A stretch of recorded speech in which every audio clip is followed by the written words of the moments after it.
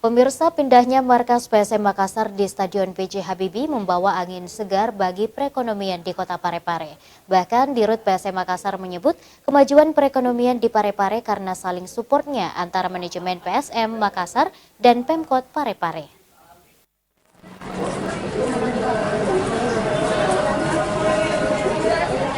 Perekonomian warga Parepare kian berputar sejak permulaan kompetisi Liga 1 digelar. Dampak positif ini pun diakui Direktur Utama PSM Makassar, Munafri Arifudin. Ia mengatakan, kemajuan perekonomian di Parepare karena saling supportnya antara manajemen PSM Makassar dan Pemkot Parepare. Menurut Api, terjadi simbiosis mutualisme PSM bisa bermain di Stadion B.J. Habibie yang telah terverifikasi. Sedangkan dampak positif bagi warga setempat perekonomiannya bisa berjalan lebih baik.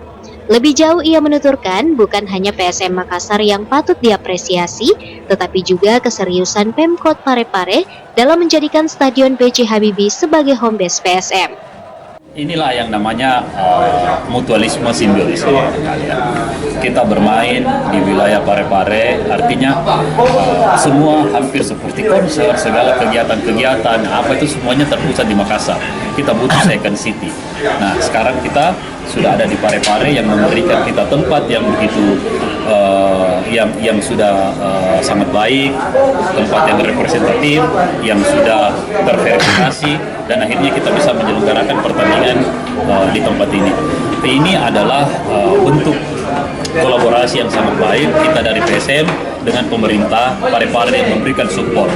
Nah, akhirnya setelah itu banyak sekali lagi teman-teman yang peduli, dan saya menganggap ini adalah hal yang positif.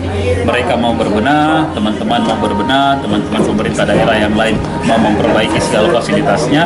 Artinya apa? Artinya perhatian terhadap sepak bola bukan cuma PSM, ini kita patut apresiasi. Dirinya menambahkan, kepedulian pemerintah Kota Parepare dalam memberikan hal yang positif. Dirinya melihat Parepare telah menjadi pionir membuat sepak bola bisa hidup, sehingga PSM Makassar pun bisa main normal layaknya seperti klub lain yang punya rumah. Ardi Jaho, Slebes TV.